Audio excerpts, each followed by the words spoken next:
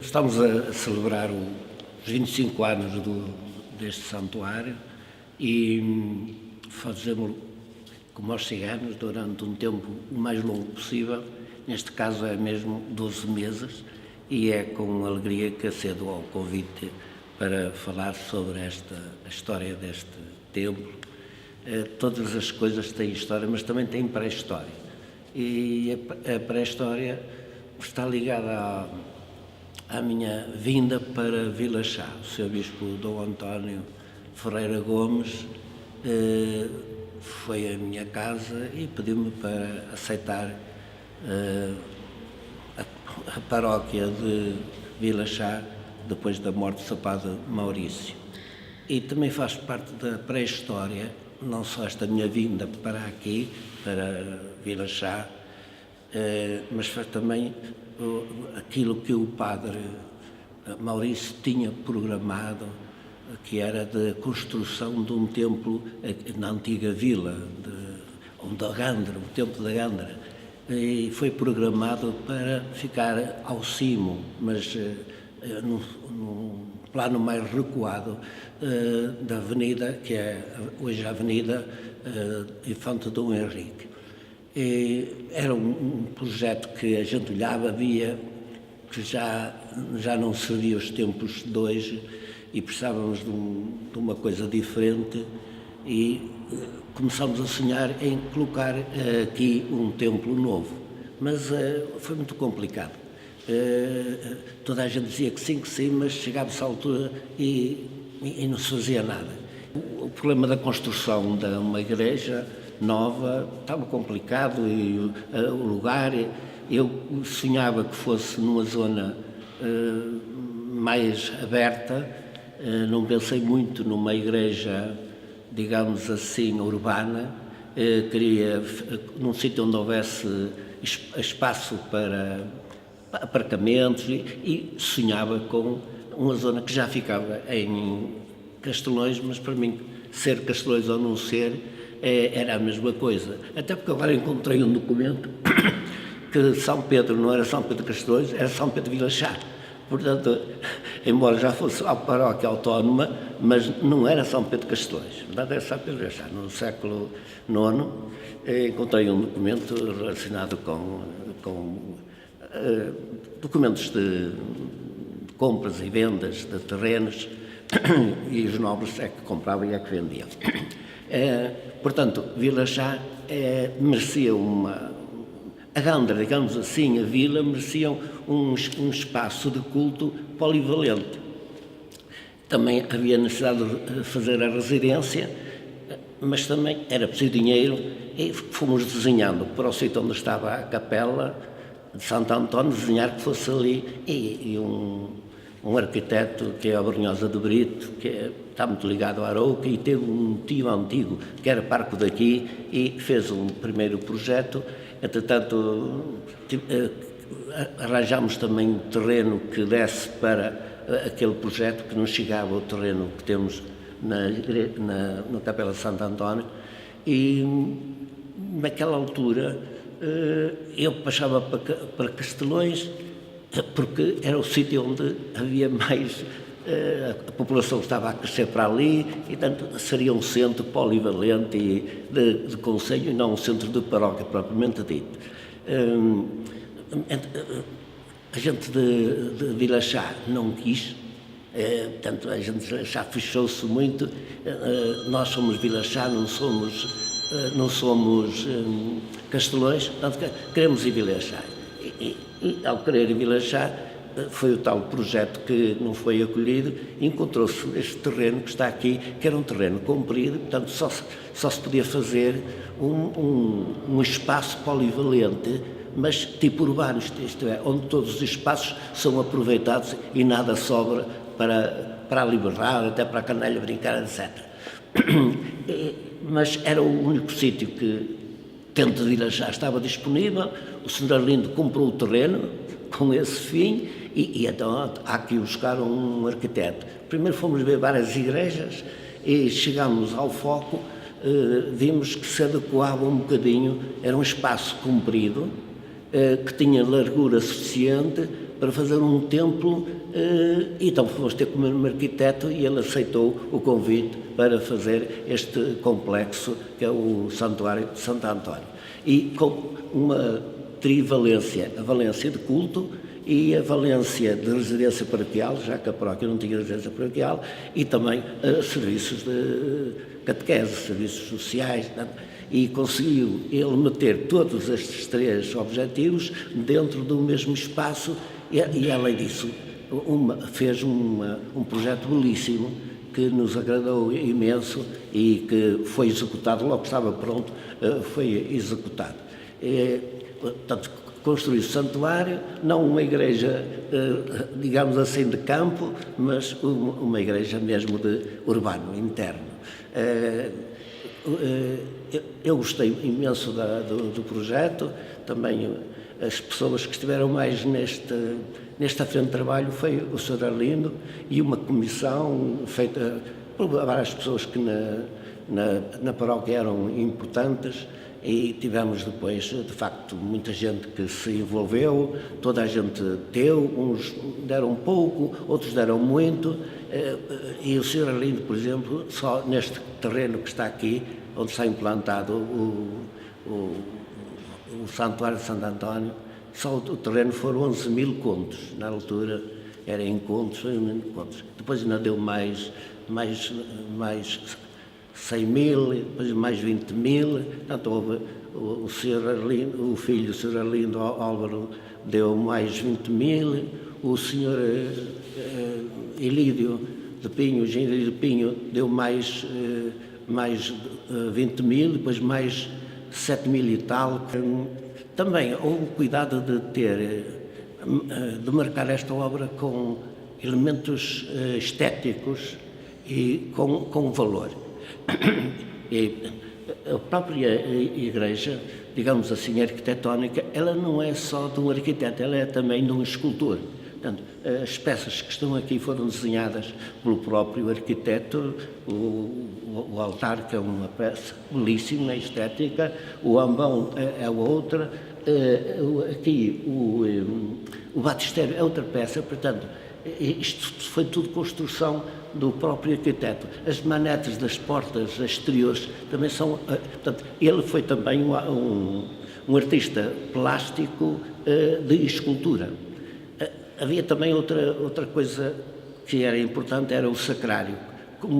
Primeiro, dividir a igreja em duas partes, que era a parte do culto geral e a parte mais da adoração do Santíssimo, missas à semana com pouca gente, portanto, para estarmos mais acolhidos. Então partimos a igreja, a grande aula, a grande sala e a pequena sala. E o Santíssimo Sacramento ficava, não na grande sala, mas ficava naquilo que devia ser uma reserva eucarística, não só para adoração, mas também para levar às pessoas que estivessem doentes e não pudessem vir à igreja, portanto, a reserva do sacrário. E o sacrário também foi pensado para ser uma peça artística, uma peça de plástica.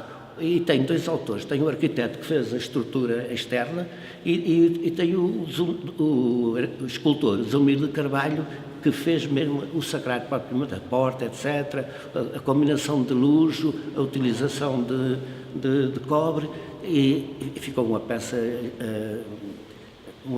bonita. O sacrário é mesmo uma peça bonita e, portanto, o senhor sacramentado tem uma casa dela. Portanto, tivemos um grande autor, e hoje é reconhecido, Zulmir de Carvalho, ele mora em Valbão, e deu-nos essa prenda que foi a arte do sacrário. Outra coisa, outro projeto era fazer uma imagem do padroeiro. Como vamos fazer mais do padroeiro, quem vai, quem não vai. E entanto, fomos falar fomos mesmo lá em cima, perto de Santa Catarina, ele tinha lá uma fábrica que utilizava, que era o Zé Rodrigues. Portanto, o Zé Rodrigues agarrou na ideia e disse, olha, nós queremos uma peça visível. E ele, em princípio, pensou para o exterior. Mas depois estivemos a falar um com o outro e ele aceitou ser para o interior e fica logo à entrada, quer dizer, a entrada principal tem a receber-nos logo a figura do padroeiro, o Santo António. Quando ele trouxe o padroeiro Santo António, e já lá, mas depois aqui a gente tinha mais tempo de contemplar de um lado, do outro, o menino, o mundo, o livro, todos estes símbolos que estão associados ao Santo António. Eu olhei para a cabeça dele, para o cabelo, o tipo de cabelo, a configuração do rosto. Eu perguntei-lhe, senhor escultor, diga-me lá, qual foi o modelo? Podia ser uma mulher, não é? As mulheres servem muito para modelos. Eu até pensei que fosse ele. Não, este é o meu irmão.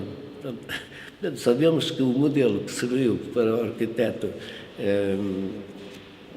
José Rodrigues, que era o seu irmão. Portanto, ele associou àquela construção também, e ele era de inspiração franciscana. Houve um outro problema, que foi como fazer vitrais para este tempo. Porque os vitrais podiam ser figurativos, história, contar uma história. Podia ser vitrais com a história de Santo António. Há vários episódios da sua vida de taumaturgo, de pregador, podia ser. Mas este templo é um templo que tem formas muito retilíneas e tem muita novidade, quer dizer, por fora ele é também uma peça de arquitetura. Se isto é novo por fora e por dentro, os vitrais também devem ser. Então fomos buscar um pintor que era do Clube de Serralves para fazer os vitrais. E ele fez os vitrais em papel, como é evidente. A gente de vez em quando ia ao Porto ver como aquilo estava. E então eu comecei a olhar para os vitrais e digo assim, de facto isto é bonito, é moderno, isto pretende ser abstrato, mas a gente pode ler um abstrato e pode lê-lo segundo as suas concepções, segundo as suas ideias. E então comecei a ver o azul muito à direita, depois vai aquecendo, vai aparecendo cores tanto frias, temos a criação a partir da água, a criação, depois vai aquecendo, vai-se vendo o vermelho, esse vermelho é a morte de Jesus, e vemos até figuras de sangue naquele quadro, e vemos logo um claro, um amarelo, que é a ressurreição. Portanto, há uma linha que a gente pode ler de narrativa construtiva da própria criação do mundo e da salvação. Portanto, temos a história da criação, a história da salvação e a glorificação. Aquele próprio, o redondo, todo o redondo é símbolo de Deus. E, portanto, aquele redondo que é um vermelho vivo, mas envolvido por cores claras. E temos o infinito, Deus é o infinito, o redondo é símbolo do infinito. Então entramos nós também numa história de criação, redenção e glorificação. Portanto, é uma leitura que se pode fazer deste conjunto porque isto tem lógica, isto não há, ele não troca, não põe aqui um azul e acolá outro azul, não, isto é sucessivo. E ele constrói dentro das suas formas interiores. A gente quer queira, quer não, dentro de nós há sempre vida, há sempre concepção, há sempre ideias, há sempre sentimentos. E então eu fiz sempre esta leitura desde a obra. E ele nunca contestou, que ele é formalista, não é, digamos assim, espiritualista no sentido da história de salvação. Ele não lê esta história de salvação. mas eu leio como ele a construiu, porque são as formas mentes, em latim diz formas mentes, que a pessoa tem na cabeça e que ela, sem querer, vai reproduzir a cultura das pessoas, a cultura do tempo. Portanto, em objetos abstratos, ele tem uma história concreta, e uma história mundial, desde a criação até à glorificação. Portanto, foi também uma coisa bonita estes vitrais. Isso vê-se que esta igreja é muito harmónica. Tem cantos e recantos, mas tudo tem uma linha. Há linhas paralelas, há linhas em altura, e as linhas transversais são curtas. Entre os vitrais temos ali um par maior, que é no fundo da igreja, mas de resto são intervalos de luz que vêm de todos os lados. E está virado à poente, portanto, a poente tem um bocadinho a sul. E, portanto, nós vamos ter durante o dia sempre muita luz. Em vez de ser uma igreja em profundidade, foi uma igreja em largura. Ou seja, reparam, cada colar ali há um espaço, há uma distância enorme. E daqui a colar a distância é muito menor. Portanto, e também isto corresponde a um tipo de igreja. A igreja clássica que nós conhecemos tem o corpo da igreja e depois tem a capela mora. E a capela mora vai se tornando cada vez mais longe. Isto tudo depende de uma teologia, que é a teologia de Deus é santo, eu sou pecador, portanto eu tenho que não sujar Deus, e para não sujar Deus eu ponho Deus lá no fundo. Então faço até há capelas mores que são extremamente compridas, e eram pequenas algumas, e as igrejas foram aumentadas na capela mor. Portanto, esta é uma noção de igreja. Deus é santo e nós somos pecadores, portanto podemos não querer sujar Deus, estando tão próximos. Portanto, é o respeito por Deus, pela santidade de Deus. Mas perde outra coisa. A igreja é também uma sociedade. A igreja é um conjunto de pessoas que são irmãos uns dos outros. E, portanto, é um conjunto de pessoas, quando celebra a missa, Cristo veio do céu à terra e nós, então, ele tocou nas pessoas, tocou nas crianças, aproxima-se dos pecadores, portanto, não afastou os pecadores, aproxima-se dos pecadores. Portanto, o que é que interessava numa igreja nova, segundo o Vaticano II, em que nós somos a Assembleia de Deus, somos um corpo de pessoas que têm a mesma fé e que celebram os mesmos sacramentos, o sacramento do batismo, o sacramento da Eucaristia, o próximo. E então este conceito de igreja é a igreja como comunidade. Não é a igreja como o mistério de Deus, Deus é o mistério, é a igreja como comunidade. Portanto, é tanto válida a outra igreja como esta, que partem de princípios diferentes, de conceitos diferentes de igreja.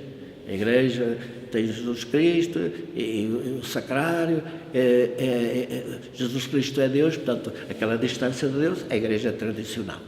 É tradicional dos últimos tempos, desde o século XVI para cá, porque antes não era, já tinha um bocadinho esta dimensão de aproximação. Somos todos irmãos, estamos próximos de Jesus Cristo é nosso irmão e adoramos Deus Pai, fazemos a ponte entre a terra e o céu. Portanto, esta construção da igreja é uma construção daquela igreja que eu pensei que seria correspondente ao Vaticano II e que seria correspondente a esta teologia da comunhão. Nós somos comunhão. É engraçado, eu acho que nós temos dado pouca informação sobre a realidade física. Isto tem uma função também educadora. O facto de nós estarmos assim aqui, nós estamos aqui, podíamos estar assim, uns mais à frente, outros mais atrás, não, aqui nós estamos todos no mesmo espaço. Isto é a Igreja do Vaticano II, porque a comunhão também é mistério, mas mais que mistério, para nós vivos, nós terrenos, é uma sociedade, é uma comunidade de crentes, de irmãos, que vivem uma dimensão espiritual, centrados em Cristo. O altar é o centro desta igreja, ali temos o centro. Porque antigamente também, vocês não são desse tempo, mas as igrejas eram compridas Deus era mistério e o sacrário era o principal, estava lá no topo, e o padre, quando vinha celebrar a Eucaristia, não se virava para o povo, para a Assembleia, virava-se para o mistério. Portanto, celebravam, como diziam antigamente, de cu, não celebravam de frente para a Assembleia, celebravam de cu para a Assembleia. Portanto, isto é uma teologia, mas as duas são verdadeiras. O que destacamos hoje o sentido de comunidade, e era assim também numa mesa. A mesa não é o Senhor Jesus Cristo, nas representações da ceia, da última ceia, Jesus Cristo não está de costas, mas o padre estava de costas para a Assembleia. E Jesus Cristo está ali, junto da Assembleia, que eram os apóstolos. E esta igreja é este estilo de ceia, de reunião dos irmãos todos à volta da mesma mesa da ceia. A própria língua era uma língua de mistério. E às vezes havia comunidades em que, quando estava a celebrar, eles estavam a rezar o terço, que era para ocupar o tempo, mas ao mesmo tempo também cumprirem o preceito de estarem a celebrar o mistério eucarístico. Tudo isto fala, quer dizer, como há um bocadinho, para mim, falaram os literais, os espaços, nós dialogamos com o espaço, dialogamos com as pessoas. A gente olha para uma pessoa, é boa pessoa ou é má pessoa. Podemos não ter razão, mas nós estávamos sempre em diálogo com as realidades. E a arquitetura deve dialogar com os crentes. E os crentes devem construir segundo os seus modelos espirituais. Este modelo da Igreja Assembleia ou da Igreja Túnel são modelos diferentes, válidos os dois. Vamos agora dizer que aquela gente antiga que valorizava mais o mistério e valorizava menos a comunhão.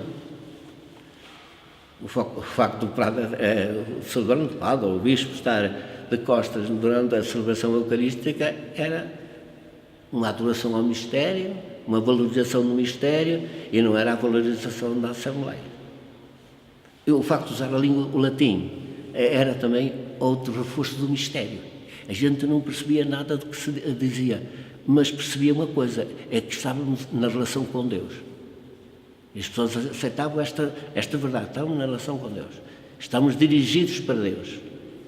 A Igreja mais comunhão estamos em comunidade a celebrar os mistérios de Deus e os nossos mistérios. A vida é um grande mistério. Também outra coisa foi o nome. Que nome dá? Já temos a Capela de Santo António. Temos outra capela nova, 2 capelas de São António. Igrejas havia o perigo das pessoas pensarem que era a igreja paroquial, em que os de lá do Rio sentiam-se que eram substituídos por este novo tempo. Portanto, houve necessidade de eu escolher um nome que nem pusesse de fora a Igreja Matriz de Vila Chá, nem pusesse de fora a capela. Então, santuário. Isto é o santuário. Agora, é o santuário de Santo António, mas as pessoas não dizem santuário de Santo António, dizem santuário. Eu vou ao santuário, então, onde está o seu padre? Está no santuário, que horas a missa no santuário.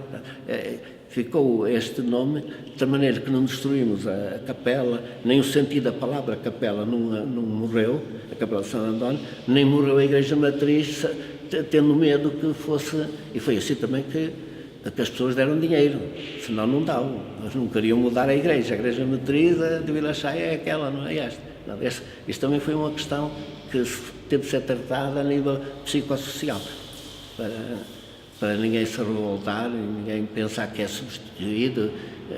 Os de Vila Chá continuaram contentes por ficar em Vila Chá e também ficaram contentes por ter em Vila Chá um santuário. Eles não queriam que fosse fora eu queria que fosse fora, já tinha sítio e tudo, é do lado lá da rua que vai para as escolas, é do lado lá, mas aquilo já é Castelões, não é a Vila Chá. Mas encontramos soluções de equilíbrio com os problemas que estão anexos. Na inauguração eu tive vários problemas. Um deles foi como fazer a recepção às autoridades, porque o Estado deu para aqui dinheiro, embora não desse em proporção com aquilo que são os padrões da Comissão da Zona Norte, mas deu dinheiro. Portanto, eu tinha que convidar todas aquelas pessoas que, de alguma maneira, que deu dinheiro sem algum avultado. Portanto, houve convites especiais de gratidão para com aquelas pessoas, e um deles foi como é que ele se chama? O Valente Oliveira também esteve aqui, que era o presidente da Comissão da Zona Norte, e os industriais que tinham dado bastante dinheiro também estavam aqui como convidados especiais, e eu dizia, isto agora a gente tem de dar a comer a esta gente, e como é que eu vou fazer? Podia-se fazer, eu digo assim, se a gente vai dar de comer e depois há discursos, há muita gente que quer discursar. Portanto, eu vou resolver isto, como é que eu resolvi? Não disse nada a ninguém, nem à comissão, nem à meia comissão, e falei com a comissão acerca das intervenções no fim da missa, e então pus as grandes intervenções, o Valente Oliveira, o Sr. Arlindo Soares de Pinho, então, aquelas pessoas que mais diziam respeito à obra, eu pus-los a falar aqui no fim, dando um bocado de testemunho da coisa. Porque eu tive medo de ir para a sessão de comes e bebes e no fim haver aqueles discursos que infindáveis que nunca mais acabasse, porque era muita gente importante. E então eu pus, porque eram importantes mesmo, na minha opinião, sem dizer nada a ninguém, pus-los a falar aqui.